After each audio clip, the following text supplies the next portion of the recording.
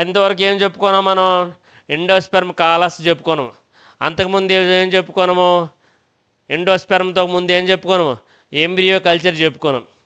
ముందు embryo culture చెప్పుకున్నాము, తర్వాత ఎండోస్పెర్మ్ కల్చర్ చెప్పుకున్నాము. ఎండోస్పెర్మ్ కల్చర్లో ఏ రకమైనటువంటి కండిషన్స్ అనేవి ఉంటాయి, ఏ రకంగా దాన్ని చేసుకోవచ్చు అనేది చెప్పుకున్నాము. నెక్స్ట్ క్వశ్చన్ ఏంటంటే write and essay on pollen culture or androgenic haploid products అండి. పోలెన్ కల్చర్ అండి. పోలెన్ కల్చర్ అనేది ఏంటనేది చూద్దాం. పోలెన్ కల్చరు, పోలెన్ అంటే పోలెన్ గ్రెయిన్స్ అండి, అంటే మేల్ గ్యామెట్స్ అని అర్థం అండి. మేల్ గ్యామెట్స్, పరాగరేణువులు, పరాగరేణు వర్ధనం అండి, పరాగరేణు వర్ధనము. దీన్ని పరాగరేణువులు వర్ధన కల్చర్ అంటే వర్ధనం చేయడము. కణజాల వర్ధన ప్రక్రియ ద్వారా, కణజాల వర్ధన ప్రక్రియ ద్వారా, అంటే కణజాల వర్ధనం అంటే ఏం చెప్పుకున్నాము? కణజాల వర్ధనం ఏంటి ఏం చెప్పుకున్నాము? అంటే ఏం చెప్పుకున్నాము? కణజాల వర్ధనం అంటే ఏంటి? laboratory technique, the technique of growing, culturing, maintaining cells, tissues, organs in vitro. కణాలు కానీ కణజాలాలు కానీ అవయవాలు కానీ అవయవ వ్యవస్థలను కానీ కణజాల వర్ధనము ద్వారా పరిస్థానిక పద్ధతిలో వర్ధనం చేసి సంపూర్ణమైనటువంటి మొక్కను ఏర్పరిచే సామర్థ్యాన్ని కలగడాన్ని ఏమంటారంటే కణజాల వర్ధనము అంటారు. అయితే ఈ కణజాల వర్ధనంలో పోలెన్ కల్చర్ చేయాలన్నమాట. పోలెన్ గ్రెయిన్స్ అని పరాగరేణువును కూడా వర్ధనం చేయాలన్నమాట. పరాగరేణువులను వర్ధనం చేయాలి. పరాగరేణువు నుంచి ఫుల్ ఫ్లెజ్డ్ ప్లాంట్ పార్ట్ని ఫార్మేషన్ చేయాలి. పరాగరేణువుల నుంచి ఫుల్ ఫ్లెజ్డ్ ప్లాంట్ పార్ట్స్ని మనము ఫార్మేషన్ చేయాలండి. అవి ఎలా ఉంటాయి? యాప్లాయిడ్ ప్రొడక్షన్ అండి. ఎందుకంటే పోలెన్ గ్రెయిన్స్ అనేవి యాప్లాయిడ్స్ అండి. పోలెన్ గ్రెయిన్స్ అనేవి ఏంటంటే యాప్లాయిడ్. అందుచేతన pollen is a microspore produced by seed plants అన్నమాట. విత్తన మొక్కల నుంచి ఈ మైక్రోస్పోర్స్ లేదా ఈ పోలెన్ గ్రెయిన్స్ అనేవి ప్రొడ్యూస్ అవుతాయండి. That appears in the form of dust అండి. డస్ట్ రూపంలో appear అవుతాయన్నమాట. They are extensively used as an explant to produce haploid plants. Explant నుంచి ఒక యాప్లాయిడ్ ప్లాంట్స్ను ప్రొడ్యూస్ చేయడానికి ఇది ఎక్స్టెన్సివ్లీగా యూజ్ అవుతుందండి. చాలా అద్భుతంగా పోలెన్ కల్చర్ అనేది ఉపయోగపడుతుందని చెప్పుకోవచ్చునండి. The ability of pollen grain to induce plants development was first realization in 1953 by టులిక్కీ అనే సైంటిస్ట్ ఏం చేసిన 1953లో మొదటిసారిగా పోలెన్ గ్రెయిన్ అనేది ఏం చేస్తుందండి? ప్లాంట్గా డెవలప్ అవుతుందనేసి ఫస్ట్ ఆఫ్ ఆల్ తెలియజేయడం అనేది జరిగింది.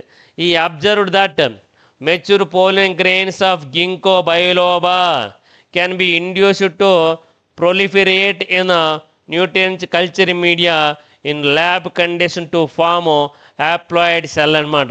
ఇక్కడ ఏం జరుగుతుందంటే ఈయన మొదటిసారిగా ఏం చేస్తారంటే మెచ్యూర్ పోలెన్ గ్రెయిన్స్ అనేది పరిపక్వత చెందినటువంటి పరాగ రేణువుని గింకో బయోలోబా అనే ఒక వివృత బీజ మొక్కలో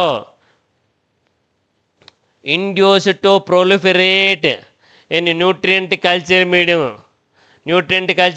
ఉపయోగించి ల్యాబొరేటరీ కండిషన్స్ ద్వారా ఒక యాప్లాయిడ్ సెల్స్ను ప్రొడ్యూస్ చేయడం అనేది జరుగుతుందండి. During the process flower buds are all collected, surface sterilized and anther lobes are desiccated. Then the anther lobes are squeezed using a scalpel in a small quantity అండి. ఓకేనండి. అన్నిట్లో కూడా ఫ్లవర్ బర్డ్స్ని కానీ collect చేయడం అనేది జరిగింది. ఓకేనండి. డ్యూరింగ్ ద ప్రాసెస్లో ఫ్లవర్ బర్డ్స్ ఆర్ కలెక్టెడ్ అండి. సర్ఫేస్ అనేది స్టెరిలైజేషన్ చేయొచ్చు. యాంథర్లోబ్స్ ఆర్ డిసికేటెడ్ అయ్యి ఉంటాయి. ఓకేనండి. ఈ ప్రాసెస్ యాంథర్స్ అనేవి యాంథర్స్లో ఉన్నటువంటి లోబ్స్ అనేవి సివిక్ వైజ్గా using scalpel in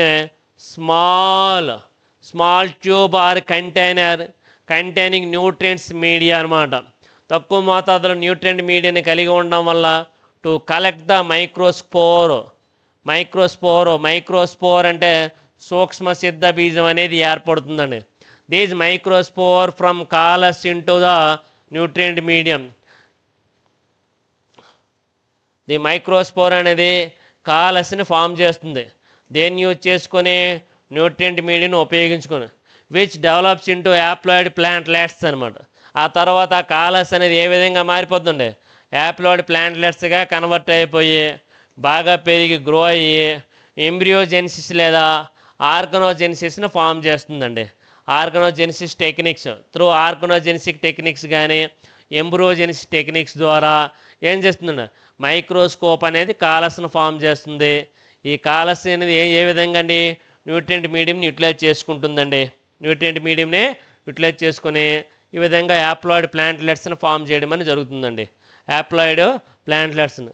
the pollen or microspore culture is an in vitro technique by which the pollen grains preferable at the uninucleated stage out aseptically from the intake anther. ఓకేనండి. వీటన్నిటి nutrient culture మీడియంలోనే ఈ మైక్రోస్పోర్స్ని cultivate చేయడం ద్వారా pollen grains అనేవి ప్రిఫరబుల్గా ఉంటాయండి. యూనిన్యూక్లియేటెడ్ స్టేజ్లో ఉంటాయండి. Uninucleated స్టేజ్లోనే ఉంటాయి. Androgenesis is the in vitro development of the haploid plants అండి. ఆండ్రోజెనిసిస్ అండి.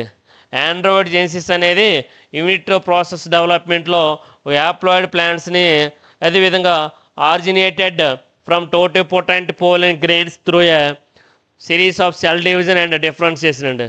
సాధారణంగా మనకి ఈ కణజాల వర్ధనం ద్వారా ఏదైనా సరే మనం వర్ధనం చేసేటప్పుడు దీని ద్వారా ఏదైనా వర్ధనం చేసేటప్పుడు సాధారణంగా కాలస్ కల్చర్ కానీ ఎంబ్రియో కల్చర్ కానీ ఎండోస్పెర్మ్ కల్చర్ కానీ అదేవిధంగా చూసుకున్నట్లయితే పోలిన్ ట్యూబ్ కల్చర్ కానీ స్టెమ్ కల్చర్ కానీ సొమాటిక్ ఎంబ్రియో కల్చర్ కానీ చేసేటప్పుడు ఈ కల్చర్ మెథడ్స్ ద్వారా ఏం చేస్తుందంటే టోటిపోటెన్స్ అనేది జరగాలండి. అక్కడ ఏం జరగాలండి?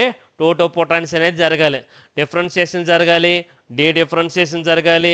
అదేవిధంగా చూసుకున్నట్లయితే సెల్ డివిజన్ అనేది జరగాలి, సెల్ అలాంగేషన్ అనేది జరగాలి, సెల్ డిఫరెన్షియేషన్ అనేది జరిగి ఇవన్నీ కూడా జరిగినట్లయితే కణ విభజన జరగాలి, కణ విభేదనం జరగాలి, అదేవిధంగా కణ సాగే లక్షణాన్ని కలిగి ఉండాలి. ఈ రకంగా జరిగినట్లయితే ఆ మొక్కలలోనే డెవలప్మెంట్ అనేది జరిగి కొత్త మొక్కల యొక్క భాగాలు అనేవి ఏర్పడడానికి అవకాశం అనేది ఉంటుందనేసి చెప్పుకోవచ్చునండి. అది సాధారణంగా చూసుకున్నట్లయితే. నెక్స్ట్ మనం అదే 2 రకాలుగా ఉంటుంది. Direct androgenesis, indirect androgenesis. The microspores సూక్ష్మ సిద్ధ బీజాలు అనేవి ఏ విధంగా ఉంటాయంటే zygote behaves like a zygote మాదిరిగా బిహేవ్ చేసి అండర్గోస్ అనమాట చైన్స్ టు ఫామ్ ఎంబ్రియాయిడ్గా ఉంటాయండి. ఈ మైక్రోస్పోర్స్ అనేవి జైగోడ్ వలె బిహేవ్ చేసి ఎంబ్రియాయిడ్స్ని ఫామ్ చేస్తాయండి. Ultimately give rise to a plantlet. చివరికి ఏం చేస్తుందండి? ఒక ప్లాంట్లెట్స్ని ఫామ్ చేస్తుందని చెప్పుకోవచ్చునండి. అర్థమైంది లేదా?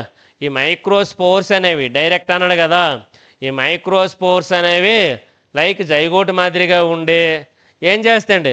ఎంబ్రియాయిడ్గా ఏర్పడుతుంది. ఆ ఎంబ్రియోయిడ్ అని అల్టిమేట్గా లాస్ట్కి ఏం చేస్తుందండి? ప్లాంట్లెట్స్ని ఏర్పరచడం అనేది జరుగుతుంది. తర్వాత ఇండైరెక్ట్ ఆండ్రోజెనిసిస్లో చూసుకున్నట్లయితే దీస్ మైక్రోస్పోర్స్ అనేవి డివైడ్స్ అండ్ రిపీటెడ్లీ అనమాట. అనేక సార్లు అనేవి డివిజన్లో పార్టిసిపేట్ చేసి కాలస్ను ఫామ్ చేస్తండి. కాలస్ టిష్యూస్ ఫామ్ చేస్తాయి. ఇది డిఫరెన్షియేషన్ చెందడం వలన యాప్లాయిడ్ కండిషన్లో ఉన్నటువంటి ప్లాంట్లెట్స్ అనేవి ఏర్పడతాయండి. యాప్లాయిడ్ కండిషన్లో ఉన్నటువంటి ప్లాంట్లెట్స్ అనేవి ఏర్పడడం అనేది జరుగుతుందండి. Next principles of pollen tube అండి. అర్థమైంది కదండి? Direct androgenesis, indirect androgenesis. Direct అంటే ఏం చెప్పాం, మైక్రోస్పోర్స్ అనేది జైగట్గా వ్యవహరిస్తుందండి. ఈ జైగోట్ అనేది ఎంబ్రియోడిగా మారిపోతుందండి.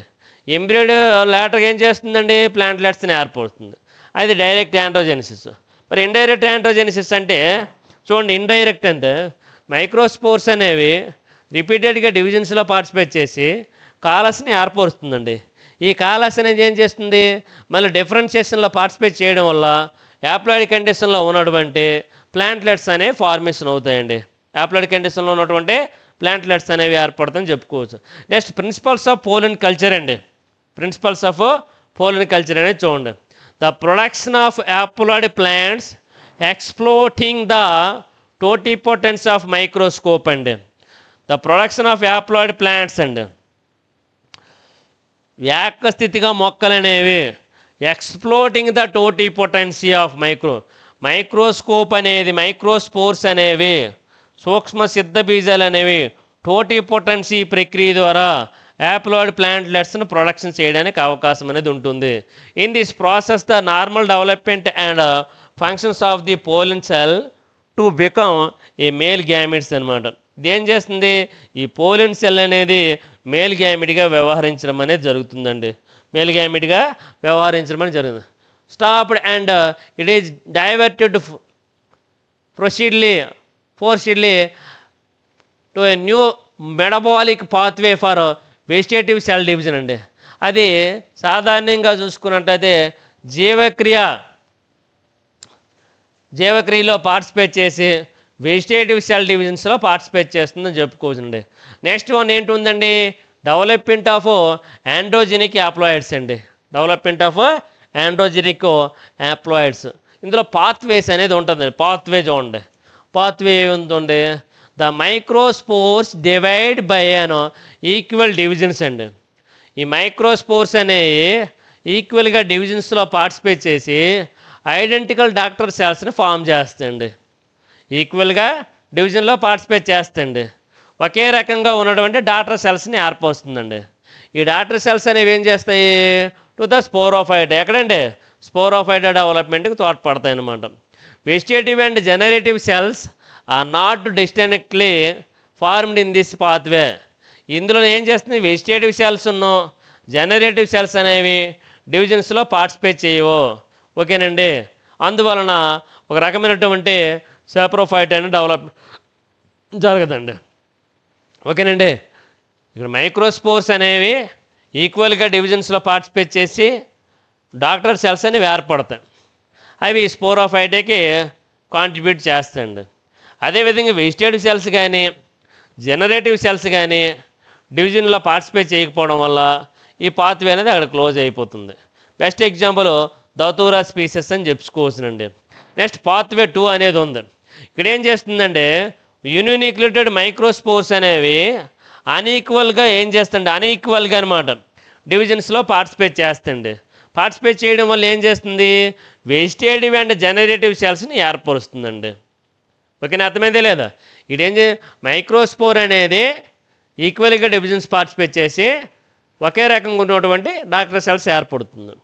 ఇక్కడ ఎలా ఉందండి, యూనిన్యూక్లియేటెడ్ మైక్రోస్పోర్ అనేది డివిజన్స్లో పార్టిసిపేట్ చేసి అన్ఈక్వల్గా ఉన్నటువంటి వెజిటేటివ్ సెల్స్ని జనరేటివ్ సెల్స్ని ఏర్పరుస్తుంది. The sporophyte arise through further division in the vegetative cell while the generative cell. ఈ యొక్క వెజిటేటివ్ సెల్ అనేది తర్వాత ఈ జనరేటివ్ సెల్ అనేది ఏం చేస్తుంది, డివిజన్స్లో పార్టిసిపేట్ చేయడం వల్ల స్పోరోఫైట్ అనేది ఫార్మేషన్ అవుతుంది అని చెప్పుకోవచ్చు అనమాట. స్పోరోఫైట్ అనేది ఫార్మేషన్ అవుతుంది చెప్పుకోవచ్చు. డస్ నాట్ డివైడ్స్ అండి, ఫార్మేషన్ అవుతుంది. అవి ఏం చేస్తాయి, vegetative cells further divisions in the vegetative cells while the generative cells are not divisions అండి. ఓకేనండి. జనరేటివ్ సెల్స్ అనేవి డివిజన్స్లో పార్టిసిపేట్ చేయవు. నెక్స్ట్ ఎగ్జాంపుల్ నికోటినా టొబాకం అండి. నికోటినా టొబాకం అంటే పొగాకు మొక్కలు చూసుకుని పాత్వే 2 అనమాట. ఈ న్యూక్లియేటెడ్ మైక్రోస్పోర్స్ అనేవి అండర్గోస్ నార్మల్ అన్ఈక్వల్ డివిజన్స్ అనమాట. నార్మల్గా అన్ఈక్వల్ అసమాన పరిమాణంలో డివిజన్స్లో పార్టిసిపేట్ చేయడం అనేది జరుగుతుంది. The pollen tubes, the pollen embryos are formed from generative cells అండి. ఓకేనండి. ఓన్లీ జనరేటివ్ సెల్ నుంచే ఏం ఫార్మేషన్ అవుతాయి, ద పోలన్ ఎంబ్రియోస్ అనే ఫార్మేషన్ అవుతాయండి. ఓకేనండి. దానికి ఎగ్జాంపుల్ ఏంటి, దానికి ఎగ్జాంపుల్ అయాస్మస్ నైగర్ అండి. అయాస్మస్ నైగర్ పాత్వే 4 అనేది ఉందండి. దీనిలో ఏం చేస్తుంది, మైక్రోస్పోర్ అనేది సిమెట్రికల్లీ డివిజన్స్లో పార్టిసిపేట్ చేసి వెజిటేటివ్ సెల్స్ని జనరేటివ్ సెల్స్ డివిజన్స్లో పార్టిసిపేట్ చేసి ఏం చేస్తుంది, స్పోరోఫైట్ అనేది ఏర్పడుతుందని చెప్పుకోవచ్చునండి. ఓకేనండి. The division of microscope is a symmetrical both vegetative and generative cells అండి. వెజిటేటివ్ సెల్స్ ఈ జనరేటివ్ సెల్స్ అనేవి డివిజన్స్లో పార్టిసిపేట్ చేసి ఫర్దర్గా స్పోరోఫైట్ ఆఫ్ డెవలప్మెంట్కి తోడ్పడతాయని చెప్పుకోవచ్చండి. ఎగ్జాంపుల్ అట్రోపా బెల్లడోన్ అండి.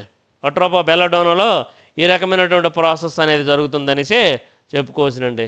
ఇది సాధారణంగా లెవెల్ 1 పాత్వే 1, పాత్వే 2, పాత్వే 3 అనేది ఇప్పుడు మనం చెప్పుకున్నన్నీ కూడా ఈ విధంగా ఉంటాయండి. అందులో ఫస్ట్ వన్ ఏంటంటే పాత్వే 1 అండి. మల్టీసెల్యులర్ అండ్ మల్టీసెల్యులర్ పోలన్ గ్రెయిన్ అనేది డివిజన్స్లో పార్టిసిపేట్ చేయడం వల్ల మైక్రోస్పోర్ అనేది ఏర్పడుతుంది. ఓకేనండి. ఈ మైక్రోస్పోర్ అనేది నెక్స్ట్ ఏం చేస్తుంది, వెజిటేటివ్ సెల్స్గా ఏర్పడుతుందని చెప్పుకోవచ్చునండి. ఇందులో మనకి డైరెక్ట్ ఎంబ్రియోజెన్సిస్ ఉంటుందండి. ఓకేనండి. డైరెక్టివ్ ఎంబ్రియోజెన్సిస్ అనేది ఉంటుందండి. ఈ డైరెక్టివ్ ఎంబ్రియోజెన్సిస్లో నార్మల్ పోలన్ గ్రెయిన్ అనేది ఏం చేస్తుంది, మల్టీసెల్యులర్ పోలన్ గ్రెయిన్గా మారి పోలన్ వాళ్ళని ఫామ్ చేసి పోలన్ కాలస్ని ఫామ్ చేస్తుందండి. ఈ కాలస్ అనేది తర్వాత ఎలా మారిపోతుందండి, ఇలాగనమాట స్పోరోఫైటాగా మారిపోతుందండి. ఓకేనండి. విధమైనటువంటి మార్పులు అనేవి జరుగుతుంది. జనరేటివ్ సెల్స్ అనేవి ఏర్పడతాయి. పోలన్ గ్రెయిన్స్ అనేవి ఫార్మేషన్ అవుతాయి. అదేవిధంగా చూసుకున్నట్లయితే వెజిటేటివ్ సెల్స్ అనేవి ఏర్పడతాయని చెప్పుకోవచ్చునండి. ఇవన్నీ కూడా మొత్తానికి ఫైనల్గా దేన్ని స్పోరోఫైట్ అని ఫామ్ చేస్తాయి.